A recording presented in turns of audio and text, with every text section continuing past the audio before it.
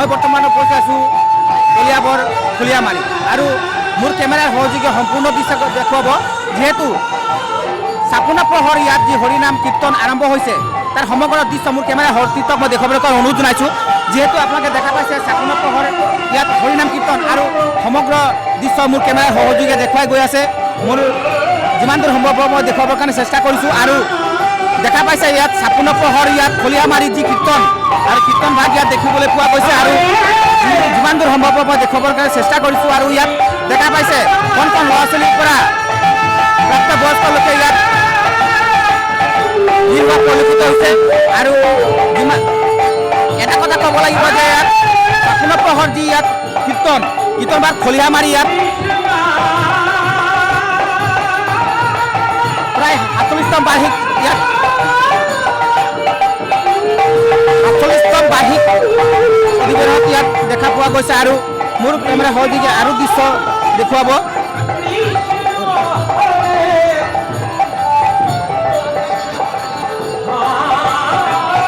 যিহেতু ইয়াত দেখা পোৱা গৈছে কণ কণ ল'ৰা ছোৱালীৰ পৰা প্ৰাপ্তবয়স্কলৈকে ইয়াত ভিৰ হোৱা পৰিলক্ষিত হৈছে আৰু মই যিমান দূৰ সম্ভৱ মই দেখুৱাৰ কাৰণে চেষ্টা কৰিছোঁ ইয়াত দেখা পোৱা গৈছে ডেকাৰ পৰা গাভৰুলৈকে প্ৰাপ্তবয়স্কৰ পৰা ইয়াত কণ কণ ল'ৰা ছোৱালীৰ পৰা ইয়াত ভিৰ পৰিলক্ষিত হোৱা দেখা পোৱা গৈছে আৰু মই আৰু কিছু দৃশ্য মই দেখুৱাবৰ কাৰণে মই চেষ্টা কৰিম দেখা পোৱা গৈছে ইয়াত যিহেতু ইয়াত বিহয়ববীয়া আছে মই কিছু মন্তব্য ল'বলৈ চেষ্টা কৰিম হয় ইয়াত আপোনালোকে কিমান বছৰৰ পৰা ইয়াত আপোনালোকে কীৰ্তন ভাগ আৰম্ভ কৰিছে আমাৰ এই বছৰ ৪৭তম বৰ্ষ ৪৭ বছৰ হৈছে এই বছৰ হয় আৰু যিহেতু ইয়াত দেখা পোৱা গৈছে কণ কণ ল'ৰা ছোৱালীৰ পৰা প্ৰাপ্তবয়স্কলৈকে সমাগম দেখা পোৱা গৈছে কি ক'ব এই ক্ষেত্ৰত আমি আজি ৪৭ বছৰ পৰা ইয়াত ৰাইজৰ সহযোগত আমাৰ এই আধ্যাত্মিক অনুষ্ঠান পাতি আহিছোঁ ইয়াত আগৰ পৰাই এনেদৰে সহযোগ পাই আহিছোঁ ৰাইজৰ আৰু বৰ্তমানে আৰু বাঢ়িছে ইয়াত সহযোগিতা আমি ইয়াত প্ৰথম দিন আমাৰ ২১ তাৰিখে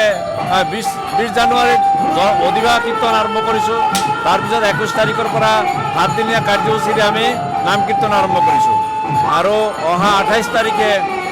দিনৰ ১২ বজাত মহোৎসৱ হ'ব আৰু ২ বজাৰ পৰা ইয়াত ভাগৱত মহাযজ্ঞ মানে প্ৰবচন হ'ব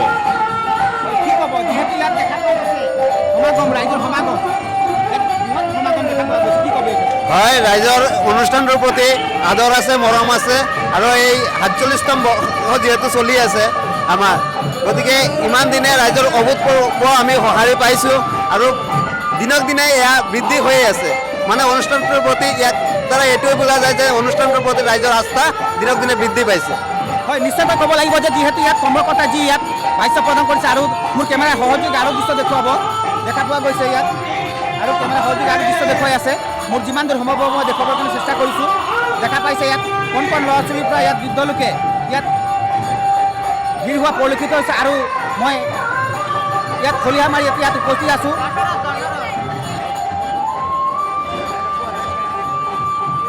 মোৰ কেমেৰাৰ সহযোগী সম্পূৰ্ণ দৃশ্য দেখুৱাই আছে মোৰ যিহেতু নিশাৰ ভাগত ইয়াৰ দৃশ্য মই দেখুৱাই আছোঁ আপোনালোকে দেখা পাইছে ইয়াত এই সুন্দৰ পৰিৱেশ আৰু এই সুন্দৰ পৰিৱেশৰ মাজত আপোনালোকক মই এটা কথাতে কওঁ যে খলিয়ামাৰী যি ইয়াত কীৰ্তন এই কীৰ্তন ভাগ আজি ৪৭তম বৰ্ষত ভৰি দিছে আৰু এই ৪৭তম বৰ্ষত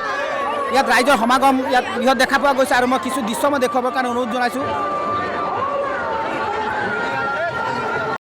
কি ক'ব আজি যিহেতু ইয়াত ৪৭তম বৰ্ষত ভৰি দিছে কীৰ্তন ভাগ কেনেকুৱা বজাৰ বজাৰ এনেকুৱা ভাল নহয় মানুহ হৈছে আজি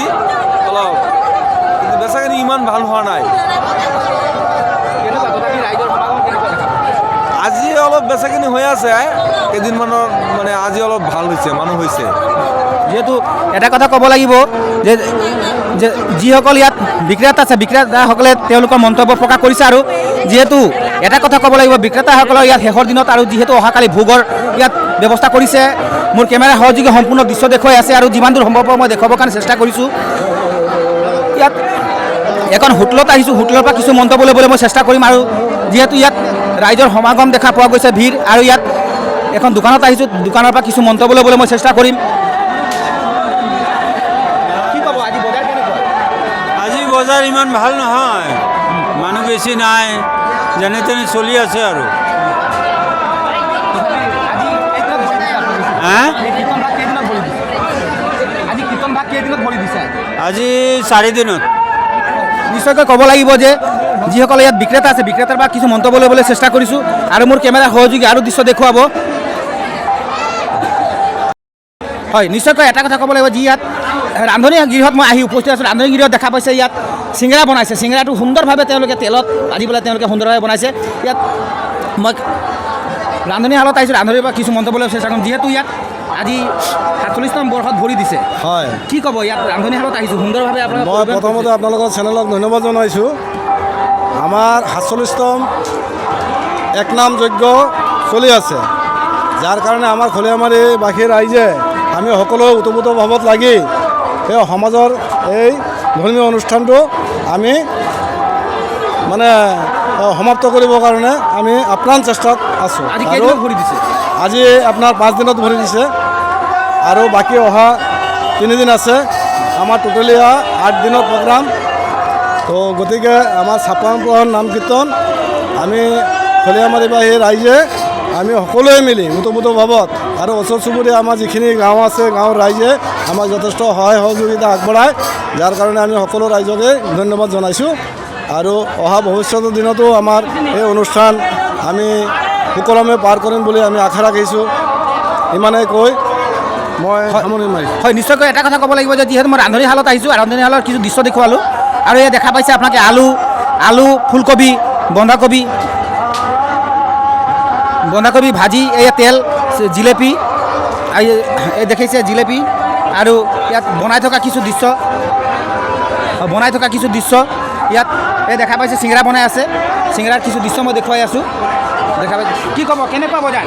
চিংৰা দাদা বজাৰ মানে যি হয় আমাৰ প্ৰভুৰ কৃপাতে হয় আৰু যিহেতু আমাৰ সাতদিনীয়া অনুষ্ঠান ভাল কিমানমান চিংৰা বনায় হয় মেক্সিমাম 1000 1500 2000 তেনেকুৱা গুচি যায় সেইটো আৰু নিশ্চয়কৈ এটা কথা ক'ব লাগিব যে যিসকল ইয়াত ৰান্ধনীশালত চিংৰা বনাই আছে আপোনালোকে নিশ্চয় দেখি পাইছে মোৰ কেমেৰাৰ সহযোগী সম্পূৰ্ণ দৃশ্য দেখুৱাই আছে চিংৰা বনোৱাত ব্যস্ত হৈ পৰিছে ডেইলি 15,000 পৰা 2000 চিংৰা তেওঁলোকে বেচে